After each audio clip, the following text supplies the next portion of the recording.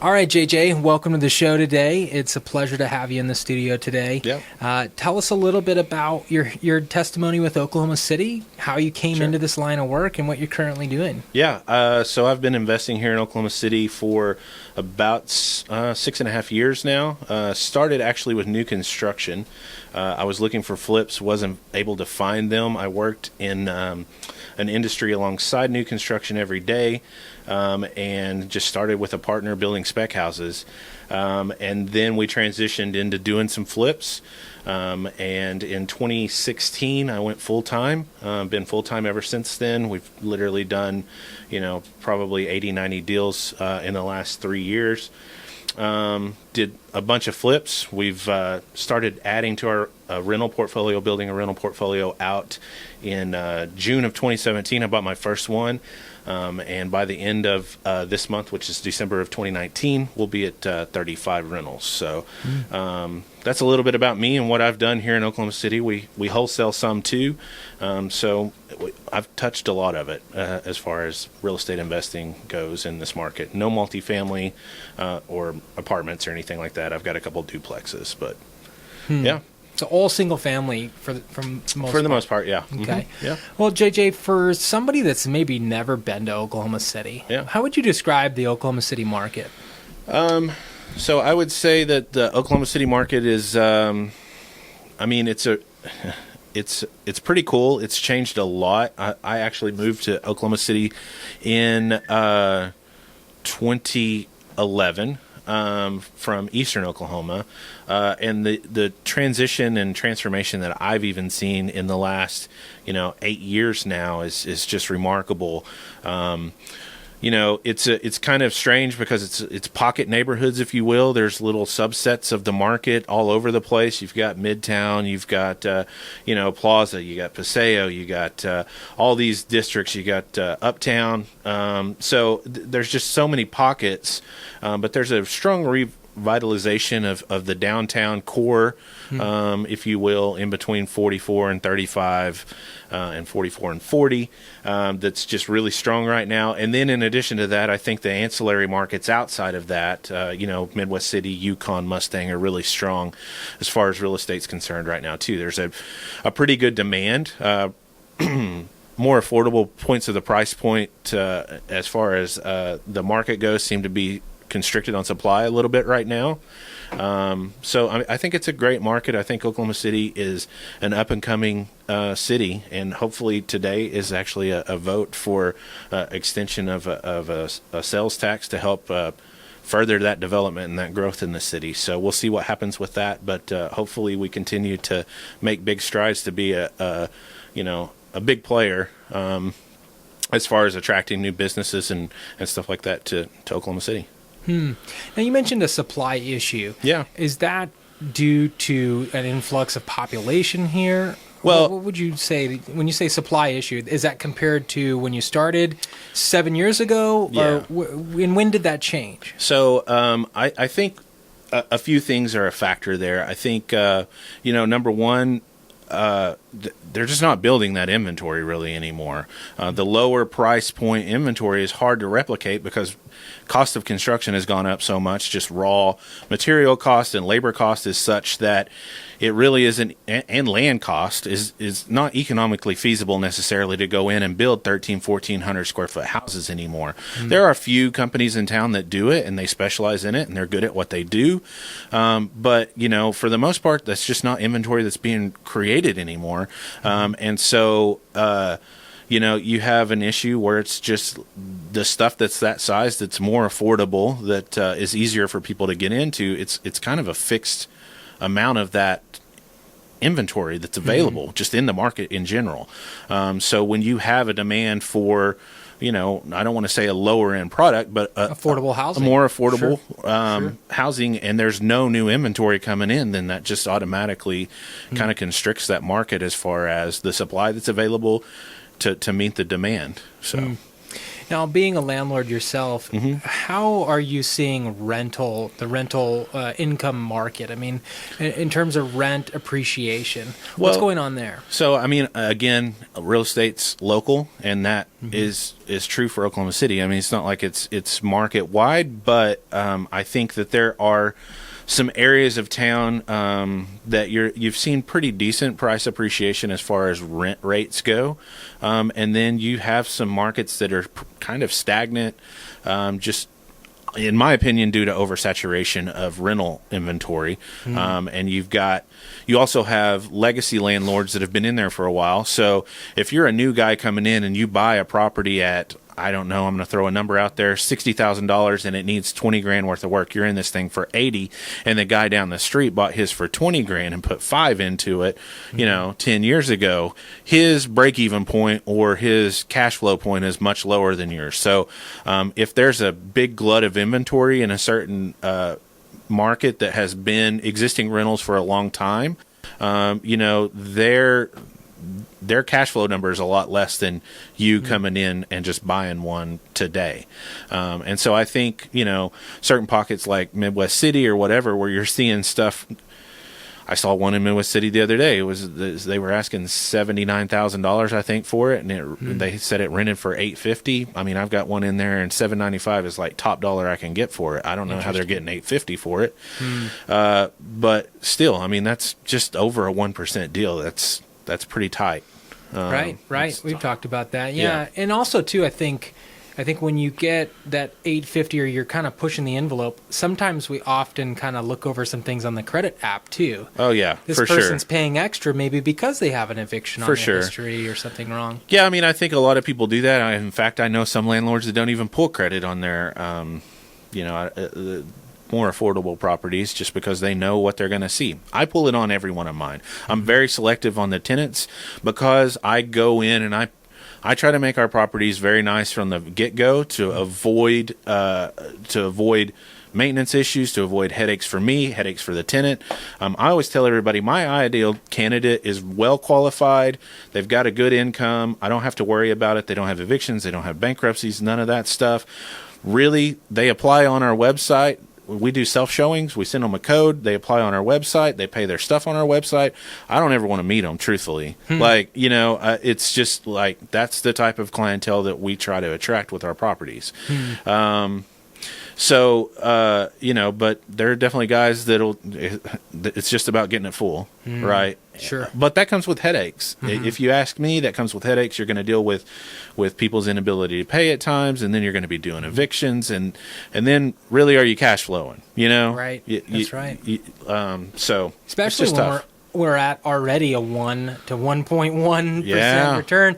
You've got 2 months vacant. Yeah. Or if there's damages to the property, oftentimes we just had somebody get evicted and they just left. Yeah. They went all the way to being forced out of the home. Yeah. That's very rare, but it does happen. Yeah. They were already only at a 1% metric, just above 1%. So now we had this court cost thrown on top of it. We had damages to the property. Yep. And this particular person, they're skipping town. They don't care. Yeah. You can put a judgment all you want against them. Good luck getting it. Yeah, exactly. Yeah. So I think that is definitely a resounding, and that was a particular situation in which we had to have the property occupied in order to close on this package deal. Yep. Right? Because the lender needed that lease in place. Closing one of those loans right now. There you go. Yeah. So you need to have... So in those situations, it's terrible because we oftentimes put pressure on the listing agency or on the seller to say, hey, place a tenant real quick. Yep. They're not going to deal with that tenant after the closing date, No. so they just put whoever in, and so that was definitely a backfire situation. Yeah. All right, so when it comes to permits and going in and renovating a property, what do you do with that?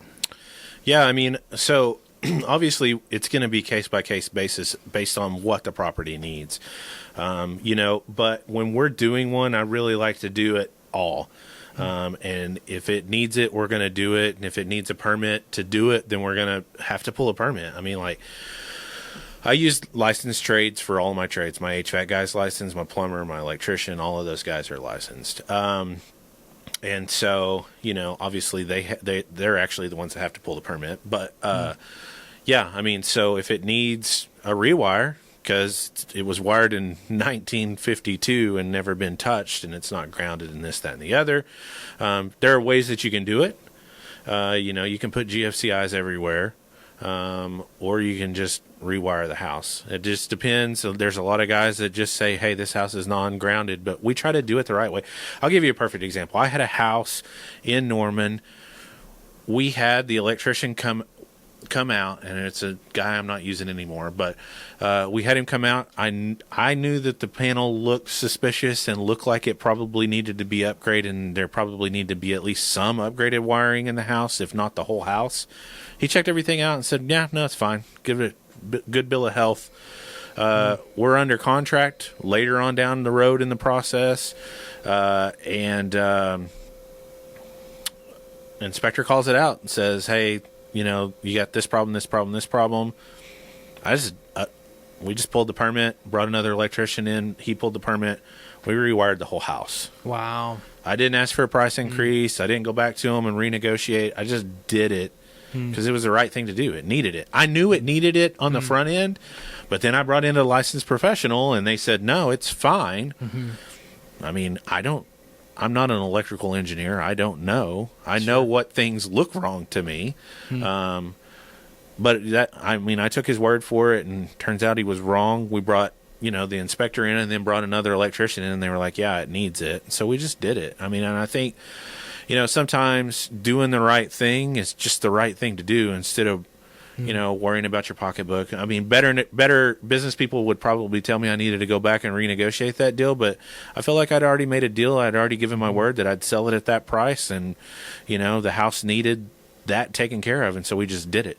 And I think you have to go into these things prepared to do the right thing and not try to cut corners, and not see what you can get away with.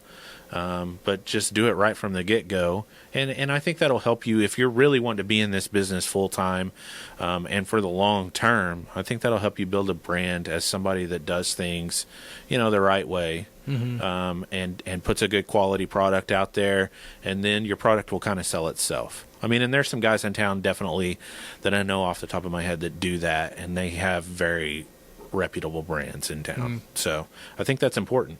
Yeah. Now, working with code enforcement officers here, how's that been? For the most part, it's been pretty easy, truthfully. If you just do things right, there's not really that big of a issue to, quabble about. Sometimes we have differences of opinions on things, and those are things you just have to work through. It's been pretty easy, and then a lot of times I don't really have to deal with them. I mean, that's what I pay contractors for too.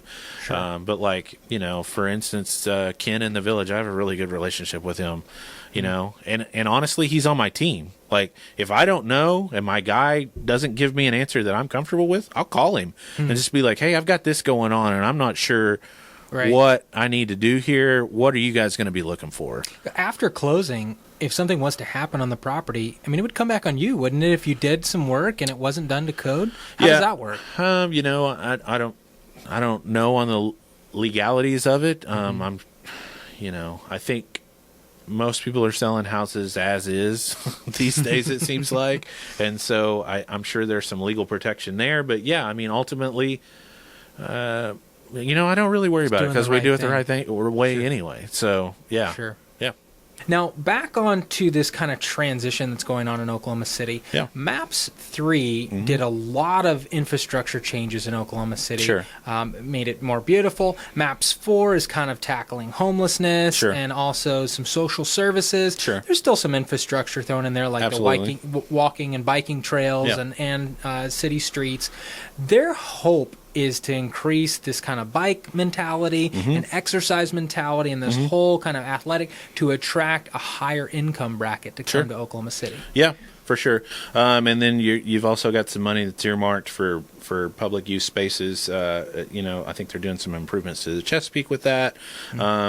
And maybe a new soccer stadium. I don't have all the specifics on it memorized, but I can't vote on it. There's a lot of them. I live in the village. I just hope it passes. I just get to pay the tax. I don't get to vote on it. But anyway, yeah. I think that with growth, as a major city, there become some situations that arise just with, things becoming more affordable. It makes it a little harder on the general population sometimes with certain circumstances, and so I think that those services are warranted. I think they're needed. My wife does a pretty good job at keeping up with all that stuff. She's our socially minded person in our family.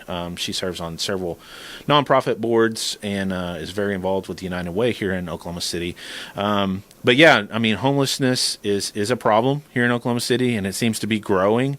I can tell you that, like I said, I've been here for about 8 years, and it seems like, man, if I didn't know better, I would say that homeless population's doubled at least in the last 8 years. It certainly feels that way. Yeah, it's definitely more noticeable. So I think that those are good things, and definitely attracting new businesses, new industries to Oklahoma City would be good to help us further diversify and get away from an oil and gas economy. There's a lot of big companies that were really big in this market that are struggling right now.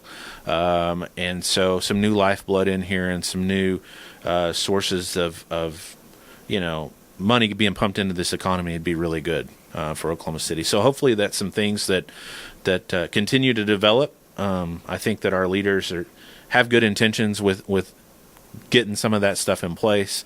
I'm looking forward to it. I'm excited about the horizon, the stuff on the horizon for Oklahoma City. Sure. Yeah. So for somebody that's maybe looking at coming into the Oklahoma City market, maybe they've got rental portfolios, or maybe they've flipped in different markets throughout the United States, and they're now hearing on either biggerpockets.com or they're seeing on CNN, even Oklahoma City was featured the other day. Yeah. And they're hearing about this town in the middle of America that is going to be the next Dallas. I've heard that several times. Yeah.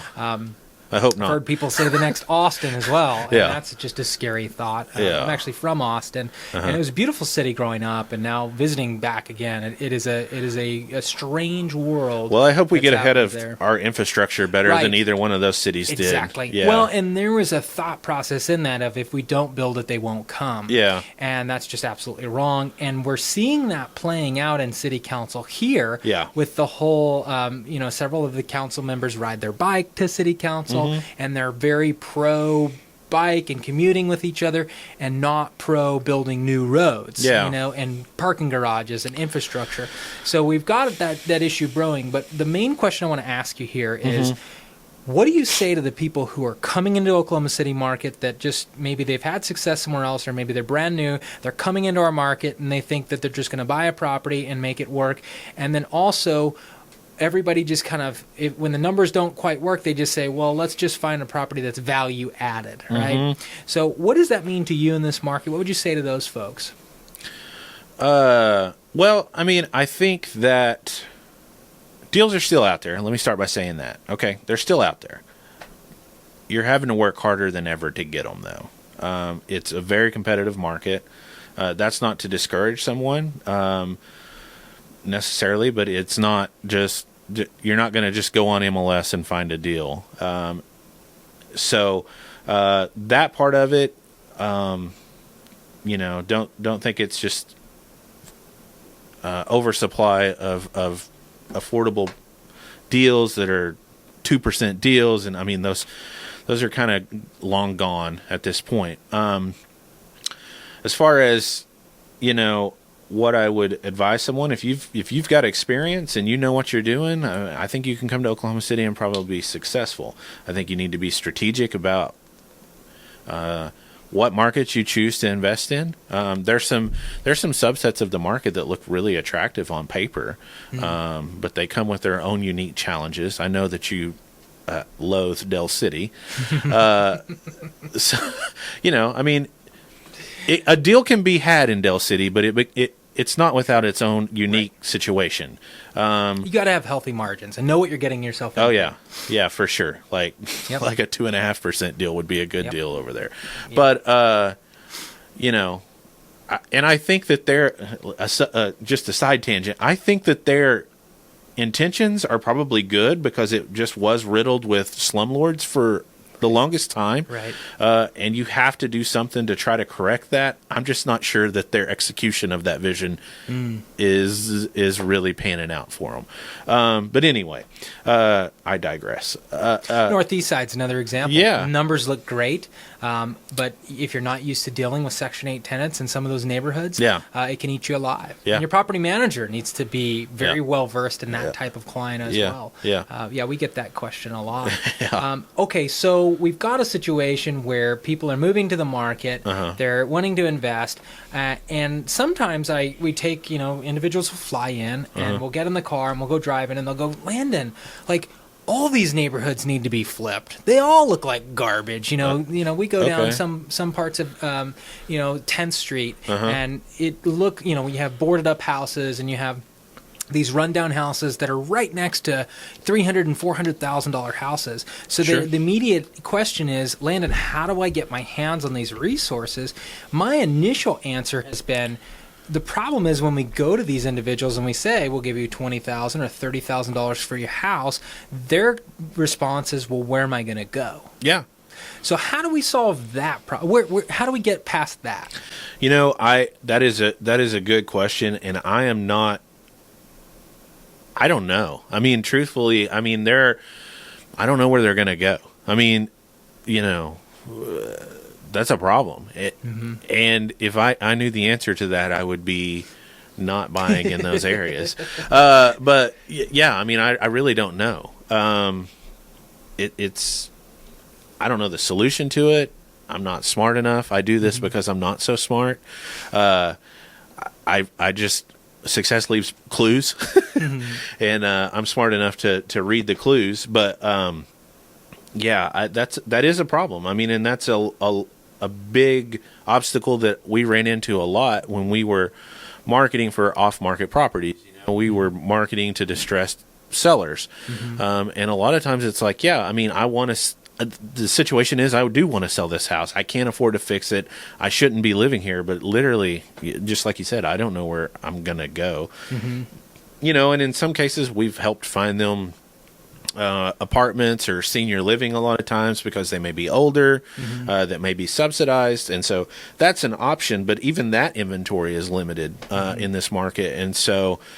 Hey, maybe you do both. Maybe you go buy that and you build a senior living community out, and you capture some money on both sides of that transaction. But that's a big problem, and there are giant swaths of Oklahoma City that still are ripe with opportunity for renovation. That whole urban core.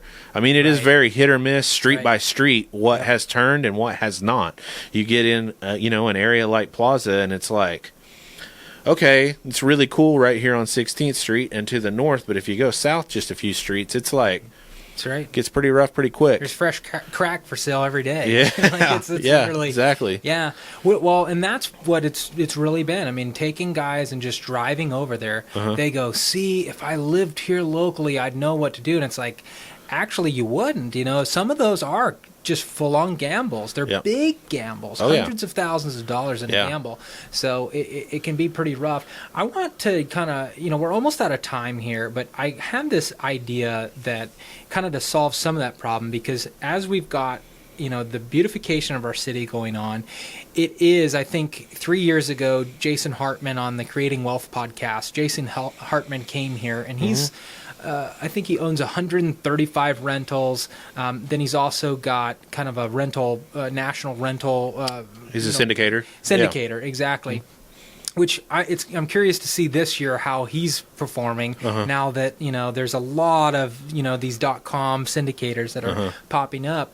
But anyways, we took a 50-seater bus, right, and we drove through Oklahoma City. Yeah. And I kind of just was a fly on the wall to kind of hear what these international and national investors were talking about the market. Yeah. And they were really concerned about the Class D and Class C looking homes, like, and even Crestwood. You're driving along and you feel like some of these roofs are, in need of repair and that kind of thing. So I think there's going to be a push for how do we solve this problem? And do you think as a builder and a developer that the answer will come to a builder finally building something called a tiny home?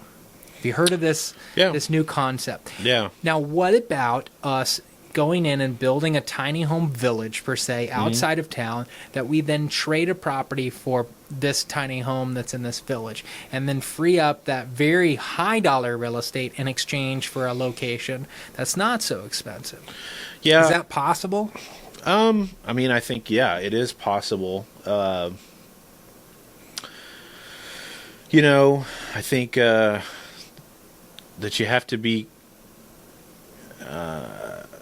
pretty careful anytime that it's like, hey, we're going to relocate the subset of our population that maybe is lower income or whatever. You don't want to, I just think that that's something you got to be careful with. You don't want to seem as you're gentrifying and pushing people out. But at the same time, like, if they can't afford to live in that area, what is their alternative? And that's a great idea in the sense that they're getting something new. They're getting something that easy to maintain. Shouldn't need a lot of upkeep over the years. Has a long life of usefulness left in it. So yeah, I mean, that's a possibility. Part of the deal there is just finding a big enough piece of land that you can commoditize that out into those tiny homes and make it affordable. I mean, we've looked at several pieces of property to do developments on, and every time it comes down to it, it's like, well, crap, we just can't make the numbers work with what just the raw land is costing. We need a grant. It needs some type of government assistance to make that possible. Yeah, and that's way over my head because I don't like doing business with the government. But I mean, for sure, it's a possibility. I think it's a good solution to get a high usage out of a smaller footprint. So yeah, I mean, I think that's definitely possible. And if somebody would take that torch and run with it, I would be, I would be more than happy to try to help promote that. What would you say is the number one situation or the most common situations as you're walking into these homes that are in disrepair that answered your flyer or answered your phone call and said, yes, I'm interested in selling? What's the common stuff right now in 2019 in Oklahoma City? I mean, I would love to tell you it was one thing, but it's just so much. And usually it's just, number one, a lack of income. A lot of these people are on fixed income, and, their bare necessities take up most of, if not all of that fixed income. And so there is no extra money left over to do the repair on these houses, or sometimes pay the taxes on them. I mean, I've bought properties from people that their property taxes were $400 a year, and they just didn't have the extra money to cover it. And it was either sell the house, get a little bit of money out of it, and move on, or let it go to the tax sale. I mean, I just think it's a lack of resources, and they're in a dire situation that they don't know the way out of.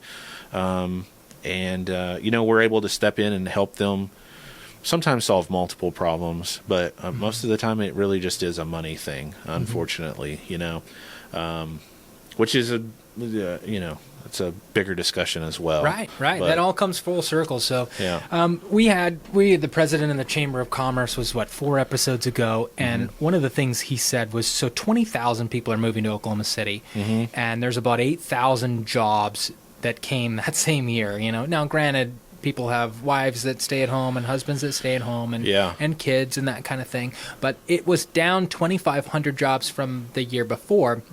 Now, an interesting metric we talked about was the actual laptop remote working. Okay, that's a metric where the government can't really gauge is that a job you brought here? Well, not really, but it is because you spend your money here. So I think we're seeing that more and more.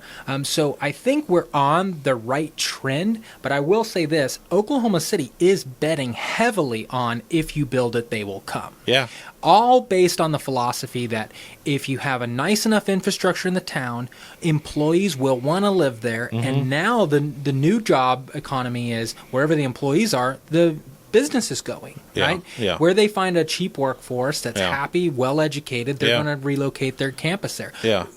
In the past, in the 1950s, right, it was Chevrolet builds a big dealership somewhere and everybody flocks to it, right? Yeah. I mean, that was just the way it was. You know, Yeah. you had a mine, right? Yeah. You were mining for something. Everybody moved in the Right. town built around that. Right. It's the reverse now is what they're seeing. And so Maps 4 is a real way, and Maps 3, even as we're getting the convention center next year, the airport's got the $90 million expansion Yep. package on it, which is going to be direct flights, which people still don't quite get why direct flights are so important, but they are extremely Oh my important. God! Yeah, Not if only- you travel at all, you understand Yep. why they are. Yep. And just the advertisement of OKC being on all these terminals throughout the nation and the world, Yeah. where people are getting that OKC in their mind. OKC. They Yeah. know about OKC. Yeah. And that just in and of itself is great advertisement Yeah. for our city. So, JJ, is there anything that you can think of that might be important to individuals that are kind of either on the edge of Oklahoma City, or maybe they're here and they've got inventory? Maybe they're a seller listening to this podcast right Yeah. now and they're like, should I unload right now or should I wait another 5 years to unload? Maybe they're getting into a situation where we hear this a lot, where the kids don't want anything to do with real estate. You know, we have this grand idea that we're going to buy all these properties and we're going to will them to our kids, and our kids are going to live off this passive income. Sure. And in a lot of cases, the kids are like, I don't care about real estate, Dad. Yeah. I just want the cash, Yeah. you know? And so we've got these situations. So if someone's just taken an inheritance, Yeah. is now the time to sell? I mean, I guess that's always going to be up to your personal situation, but I mean, it's a really strong market right now for rental in properties or investment properties of any kind. I think you're probably getting top dollar compared to any other time. Am I going to sit here and tell you that the market's never going to go up from here? Absolutely not. I think just as the nature of real estate is, in 10 years down the road, it's probably going to be worth more. So, I mean, if it's something that you don't want to deal with and you're not prepared to deal with it, then yeah, there's no time like the present. Because the thing is if you don't know what you're doing and you inherit a portfolio of properties, that can go south real quick. And go from bringing money in the door to sending money out the door. So yeah, I mean, I think that it's a good time to sell if you're in the market to sell. Things are bringing, good return as far as evaluation is concerned. So yeah, I mean, there's no time like the present. If you need to get it gone, get it gone. Sure. There's plenty of buyers out there. I can tell you that. So yeah. Other than that, I don't necessarily have any sage advice to give people other than there's no secrets. That's the yeah, thing. I mean, everybody's looking for the secret, and it's like there's no secret. It's just faithful work. Yeah, just keep it at is. it. And that's one thing that I just actually recorded a podcast with a guy last week, and this is like my fourth or fifth one I've done with him, and that's what I say. This is really all about being deliberate, being diligent, and being consistent. You've got if you want to be in real estate, you need to be looking at real estate every day. Deals are going to pass you by. Deals are going to get missed if you're not looking at it every day, literally every day, or have somebody looking at it for you. And be okay pushing bad deals out of the way. Yeah, absolutely. You got to get into that. Absolutely. Now, you and your wife both are on the same team on this. I mean, you guys are. Sounds like you're really in line with your philosophy and what you're doing as far as real estate. We are. My wife actually has a full-time job. She works at OG&E, but she also has her real estate license. But yeah, I mean, she 100% is on team real estate and believes in the vision of what we're trying to do and the reasons that we're doing it, and that's important. You got to have buy-in from your spouse. That's that has to be your team number one team member, and it doesn't mean that they have to necessarily be involved, but they have to be on board with it because it's an all-encompassing, time-consuming, deal. That's literally, it feels like all we talk about. I mean, now we have a new baby, so we're spending a lot of time on baby stuff right now. Yeah. But even then, it's like, well, he's taking a nap. We're talking about this or that's going on with your time gets compressed. Very valuable. Yeah, exactly. Sure. So, Yeah, no, I think that that's super important. And like I said, they don't necessarily have to be involved in the day-to-day, but they need to have an understanding of what's going on, what the vision is, what the goals are, and be on board, I think, to make it the easiest to be successful in this thing. That's great. Yeah. JJ, it's always great to hear from you. I've seen your comments on Bigger Pockets. Many people know you in the Oklahoma City market. I think your voice of wisdom is coming from humility. It's coming from a real place where you've been there. You've done it. Yeah. And so I really appreciate you sharing from that angle. I think that's very helpful. I have been very, very impressed with investors in that, yes, we're all competing against each other, but there's still an openness of, man, I made this mistake. I don't want to see you make that same mistake. 100%. And I think that goes for a lot of people in this market specifically. I don't know that it's necessarily like, I can tell you other markets that I've been to isn't exactly like this. Oklahoma City is very open. People are very willing to share their time, their knowledge, their experience with people because just like you said, I have made the mistakes. I've done it. Like if it can be screwed up, I've screwed it up. Trust me.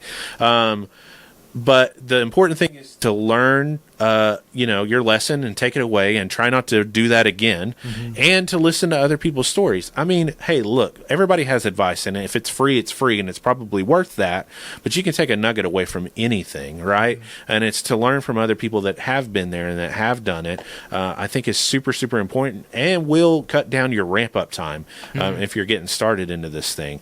But yeah, Oklahoma City is very unique. There's a very, very large group of giving people in the real estate market here, and it's really honestly kind of awesome that I'm just a guy from Eastern Oklahoma from the sticks that came into Oklahoma City and built relationships with people and was welcomed, and people were so free to give of their time and their knowledge to me, and I try to do that and give back as well.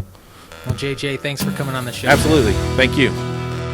For more information and to listen or watch online, visit OKCRealEstateShow.com.